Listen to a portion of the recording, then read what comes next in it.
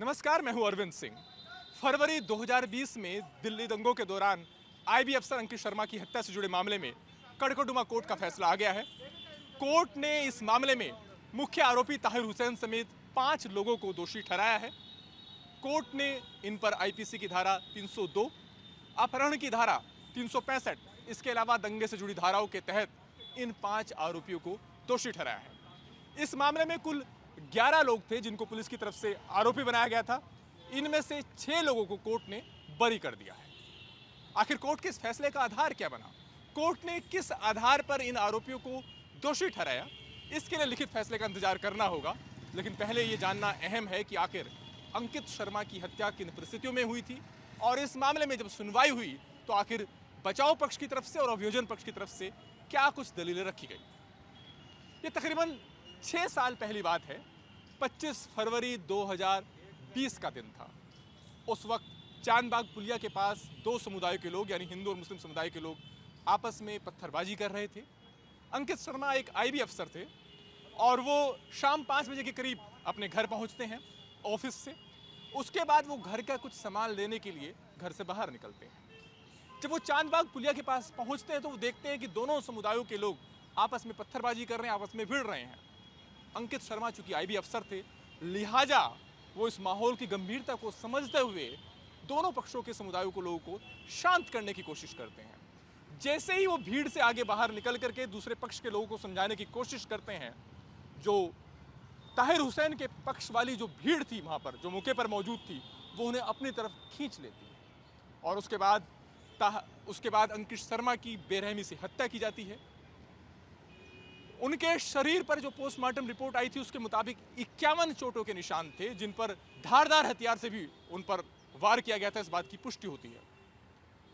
उसके बाद भीड़ चांदबाग पुलिया के पास जो मस्जिद मौजूद है उससे नाले में उनकी शव को फेंक देती है। इधर अंकित शर्मा के जो पिता हैं वो इंतजार करते हैं अपने बेटे के आने का, और जब बेटा नहीं पहुंचता है तो वो आसपास हॉस्पिटल्स में, आसपास की जगहों पर उसकी तलाश करते हैं। उन्हें कोई जानकारी नहीं मिलती। फिर अगले दिन 26 फरवरी को वो पुलिस में जाकर के शिकायत दर्ज कराते हैं और उसके बाद इस मामले में एफआईआर दर्ज होती है। इसके बीच कुछ लोकल लोगों की तरफ से उन्हें बताया जाता है कि ताहिर हुसैन के नेतृत्व वाली भीड़ ने उनके बेटे को अपना शिकार बनाया है और उनकी बेरहमी से हत्या की है। इसके बाद उनका शव नाले से बरामद होता है। पुलिस इस मामले में 11 लोगों को आरोपी बनाती है और इनके खिलाफ हत्या और अपहरण और दूसरी जो इससे जुड़ी धाराएं हैं, जिसमें सामाजिक वैमनस्य फैलाना, दंगों से जुड़ी धाराएं हैं, उनके तहत चार्जशीट फाइल की जाती है।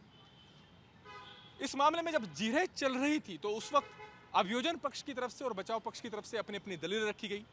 अभियोजन पक्ष की तरफ से ये कहा गया कि इस मामले में उनके पास पुख्ता सबूत हैं, अहम गवाहों के बयान हैं, जो इस बात की पुष्टि करते हैं कि ताहिर हुसैन का जो घर था वो दंगों के दौरान दंगाइयों का केंद्र बना हुआ था, और वहाँ से जो पत्थर, एसिड बम और पेट्रोल बम फेंके जा रहे थे। पुलिस की तरफ से कोर्ट में ये भी कहा गया कि इस दौरान ताहिर हुसैन न केवल भीड़ को लीड कर रहा था, बल्कि वो लगातार इस बात के लिए उकसा रहा था कि दूसरे समुदाय के लोगों को शिकार बनाया जाए, उनको लेकर के हिंसा को बढ़ावा देने के लिए वो लगातार भीड़ को उकसा रहा था। ये पुलिस की तरफ से कोर्ट को जानकारी दी गई। पुलिस की तरफ से इस मामले में कुछ दूसरे सबूत भी रखे गए।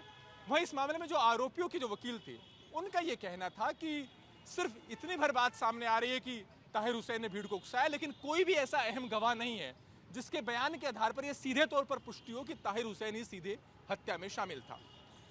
बचाव पक्ष के वकीलों की तरफ से भी कहा गया है कि इस मामले में जो गवाहों के बयान हैं उनमें विरोधाभास है। वो एक बात नहीं कहते हैं, और गवाहों के जो बयान दर्ज हुए हैं वो भी काफ़ी समय के बाद हुए हैं।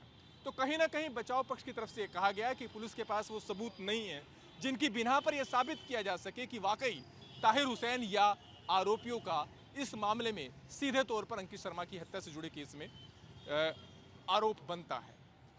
इस मामले में जब जिरह रखी जा रही थी तो कई सारे गवाहों की बयान हुए, कई चश्मदीद गवाह भी थे, और उनमें से कई गवाहों ने इस बात की पुष्टि की कि जब दंगों के दौरान जब भीड़ वहां पर इकट्ठी थी तो ताहिर हुसैन मौके पर मौजूद था।